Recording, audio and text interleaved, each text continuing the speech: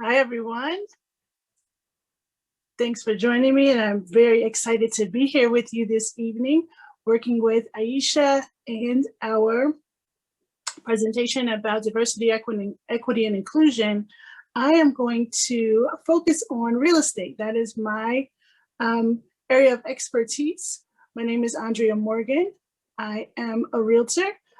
Those initials behind my name, ABR, I'm an accredited buyer's representative, so I have pretty significant experience working with home buyers, and then also a specialist for resort and second homes. I'm licensed in Florida as well, and so that's where the majority of that work comes in. And I mentioned on this slide that math is not my forte, and that is purposeful. It is not my forte, but I'm going to utilize it as a framework today because it is a good way for us to kind of think about things that should be neutral that sometimes don't turn out to be neutral. I am a very proud graduate of Georgia State University.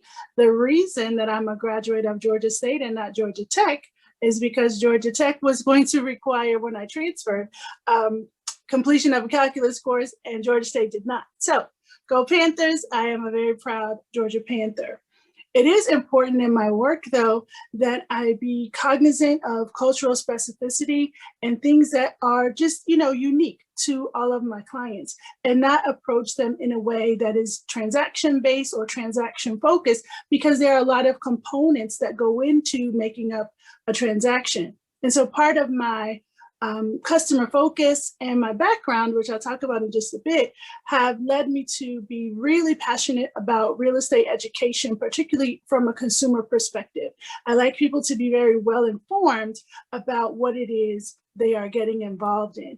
And so prior to working in real estate, I worked in healthcare project management. So me following Dr. Graham works out really well. And I found that some of the skills that I acquired in working with healthcare project management, including knowledge transfer, which was a very big part. I focused on managing training projects as electronic medical records were implemented. That knowledge transfer was very important because it's something that I continue to do, sharing, detailed knowledge about real estate with people who may not have nearly as much experience in real estate.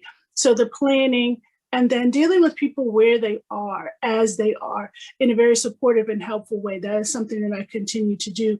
And it's one of the things that I think is incumbent upon us as we think about diversity, equity, and inclusion. We have to deal with people where they are, not where we wish them to be, not even where they wish to be sometimes, but working with the circumstances that we have to move them to the position where they want to be. And we can do that as leaders by working so that we have equity of opportunity, and then helping people rise to the occasion to take advantage of those opportunities.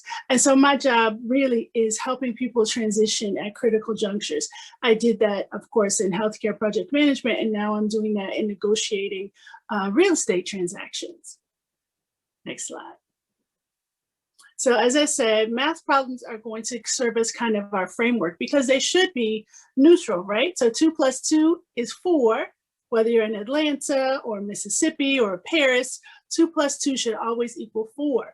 What we find, though, is that sometimes the context around solving those problems impacts how we get to that conclusion.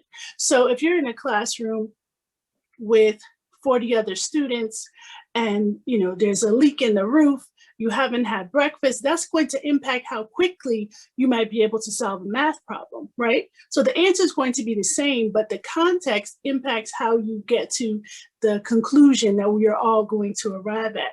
So some math problems or circumstances that can impact you from a real estate perspective. Student loans are a lot bigger part of marginalized communities' portfolio of debt than some other communities, because we tend to take on debt so that we can increase our level of education and then hopefully, of course, increase the income that we are earning. That is the goal with becoming a doctor, becoming a lawyer, right? But it's expensive. And so as we take on more debt, that can impact us negatively when it is time for us to acquire a different kind of debt, like a mortgage. So in recent good news, and this is something that even today, our new Secretary of Housing and Urban Development, Marcia Fudge, was talking about, a rule change happened a few weeks ago such that student loans will be less of a hindrance because the 1% rule that had been in place is no longer going to be utilized when calculating people's eligibility for a mortgage. So just to, kind of give you a quick overview, let's say you have accumulated $200,000 worth of student loan debt. This 1% rule meant that as you were applying for your mortgage, 1% of that $200,000, or in this case, $2,000, would be counted as debt. So that when you are applying for a mortgage, asking for another debt, a mortgage, your lender looks at that and says, wow, you already have $2,000 worth of debt. Will you be able to then support another $2,000 of a mortgage? That was true even if you weren't spending $2,000 a month on your student loan debt. So let's say you had loans in deferment, or you had, negotiated so you're only paying $600 a month for your student loan. Even though you're only paying $600 a month, the 1% meant that 1% or $2,000 was being counted against you. And so that definitely, you can see, has a disparate and negative impact on people who take out more student loans for higher education. That tends to be more marginalized people. So again, should be a very straightforward situation, right? Student loan, 1%. But if you take out more loans, then that 1% is a bigger percentage. So that was one disparate impact of student loans. But thankfully, this new change in calculation should help people who have taken out more student loans, because there is more equity in how we are calculating debt. Increasing property values create increased tax valuation, which is nice from a city or county perspective, right? We're gaining this money that we're going to use to improve where we live. In theory, that's great for everybody, right? We all live here. We want parks, we want roads that work. One of the challenges, though, in marginalized communities, people who have held on to properties that may have gone through transition. So perhaps it was a middle-class neighborhood in the 70s, and then toward the 80s and 90s, things kind of took a turn. We come into the 2000s, people are rediscovering this area, and property values go up as homes are improved. Sometimes, though, marginalized residents of those communities have lower income, and so they haven't been able to make improvements on their property, and so their property value isn't going up for their particular home, but the houses around them, their property values are going up, and that is increasing the tax valuation. So if you're on a fixed income, you are an elder, and you're used to paying $500 a year in property taxes, but now all of a sudden the houses around you have increased in value, that's going to raise your tax bill as well. So again, something that should be a relatively neutral thing has a disparate impact for people in marginalized communities. And then something that has been in the news recently, perhaps you have seen appraisals, and even Secretary Fudge mentioned this in her remarks that I was reading from today. Appraisal should be neutral, right? Appraisers looking at square footage, location of the house, are there any structural problems with the house, and it should go by the numbers, nothing else. What we have found, though, is that in some cases, because of cultural cues that might be in the property, artwork, family pictures, appraisals for African Americans have come in $20, $50, sometimes even $100,000 less than similar homes nearby who didn't have such cultural cues or may have been owned by majority population. And so this can have a really long-term impact. It has an immediate impact in that I thought my house was worth $300,000. The appraiser is telling me it's worth $250,000. Well, if I sell for $250,000, that's $50,000 less than I thought I was going to have to invest in something else to pay off debt. So that's our immediate impact. Think about how not having that $50,000 to do what we plan to do impacts us long-term, impacts our families, impacts our wealth building. And so I would like for us to think about, as we are having transactions and interactions, how we can create a formula for success. Definitely, as Dr. Graham pointed out, we're going to utilize our expertise, his in medicine, mine in real estate, to make sure that as we are communicating with our clients that we are getting to what it is they need and also want, and focusing on how we can be clear with them as to what kinds of things might be impacting their transaction. We also want to include inquisitiveness in our formula. So expertise plus inquisitiveness. As professionals, we have to ask questions of our clients so that we understand how much student loan debt do you have? What other student loan debt? What other debt might you have? What savings are you bringing to the table? And then reduce any assumptions. So we're going to subtract assumptions, because we can't assume that because someone graduated from medical school or from law school that they have a particular income level or a particular amount of money available for a particular transaction. Very often in our communities, the graduates of medical school and law school, other professions, are responsible for more than just themselves, right? And so we're assuming, hey, you're a doctor, you can afford a $500,000 home, but you don't know that that doctor is also responsible for his baby brother's tuition, his sister's daycare bills, because that is, you know, a collective responsibility in that family. And so as a professional, it's important for us to let go of assumptions and to combine our inquisitiveness so that we can utilize our expertise in the best possible way and get us to an inclusive and very respectful interaction for our clients. The nice thing about this, from a math perspective, as we do this over and over, compounding will occur.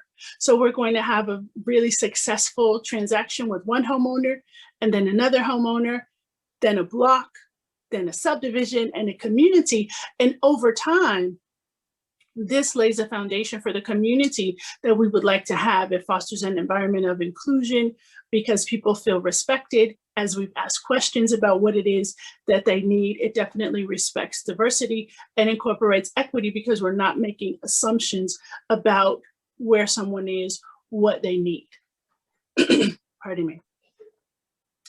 And as we've of course, talk so much about numbers, real estate transactions, of course, include more than numbers. Emotions, of course, are a very big part of real estate transactions, and they influence decision-making, because what value, you know, what number value can you put on feeling safe in your community, seeing yourself reflected when you go to the grocery store, having nearby doctors that look like you and are respectful of you. So emotions are definitely incorporated into real estate transactions. Buyers tend to be very hopeful and expecting, you know, that their home ownership dreams are going to be fulfilled. And sometimes we have to do a bit of a reality check to make sure that our buyers are clear that adjustments might need to be made. Similarly, sellers, you know, their emotions come into play with what they have invested already, and they want the market to kind of reflect what they want to be the case. And so with all of these emotions, of course, we are going to have to factor in facts and figures, including things like credit that we know have not always been equitably managed or evaluated, but it's something to be aware of so that we can push back if we find that we are, you know, getting results, getting an appraisal, or getting a loan amount that is unexpected. Ask questions. Remember, we're going to be inquisitive so that we can make good decisions based on data, and keeping in mind historical precedents that might have some impact, because, you know, the past will repeat itself if we don't interrupt that. And so part of our job, I think, working as proponents and supporters of diversity, equity, and inclusion, is to make sure that we are change agents. Next slide. So when we make the math work, just imagine, you know, the possibilities of having an inclusive community, having a supportive community, having a community where you can experience different cultures because diversity is well represented. So we want to imagine our possibilities and work with the realities to move us toward where we want to be, and multiply our formula so that we can have the significant community-wide impact that will take us to the world that we want to live in. what our ancestors dreamed of for us, but we do have to work together to make this happen. And I think it's really important as we move out of, as we move through, I will say, this current political climate, we see that voting is important. Voting's tied to where you live, how you are represented. And so we just want to make sure, again, that we are well represented as homeowners, property owners. So a few tutorials for this bit of math fun that we've had today. Pretty Girls Own Property, a book that I wrote with a consumer focus, gives us a view of a real estate transaction from both the buyer side and the seller side, so that each of them can know kind of what's going on with the other, because I don't think that we focus enough on, you know, walking in another person's shoes. And then the 30-day home buying workbook is a printable that will help you kind of walk through the process of getting prepared to buy a property. Thank you so much. And of course, you can contact me Facebook. My email is pretty simple, andrea4realestate@gmail. Instagram is Limited Edition Living, and my phone number is here as well. Look forward to answering questions that you might have and supporting you in your real estate journey. Thank you so much, Andrea. You know, I'm not gonna let you get away this quickly, not just yet, because okay. You know, just for you all who are on the call, Andrea is, she does, to me, an excellent job of incorporating Kwanzaa principles and real estate all in one. And so I know there are many people that talk about land being wealth. Are there some ways that folks can look at purchasing land outside of just buying a home? Yes, that is a wonderful question. Thank you so much. It's funny, I was doing a consult with another realtor earlier today about purchasing land. It is a very important thing. We're not creating any more land. Like we all live on this one planet. There's no annex, right? So we have to work with what we have. And I think if you have the opportunity to purchase land, go ahead and do that. Even if you don't have plans for what am I going to put on the land, ownership of property is something that was, you know, inherently important to our ancestors. It was valued and the value was recognized, which is why we were offered 40 acres and a mule, right? We weren't offered 10 acres of corn and a duck, 40 acres and a mule, because from that 40 acres, you can accomplish so many things. You have a place to live, to grow food, to raise your family. So ownership of property is important. The value has been recognized throughout time. So if you have the opportunity, definitely purchase land and figure it out later as to what it is you're going to do with it.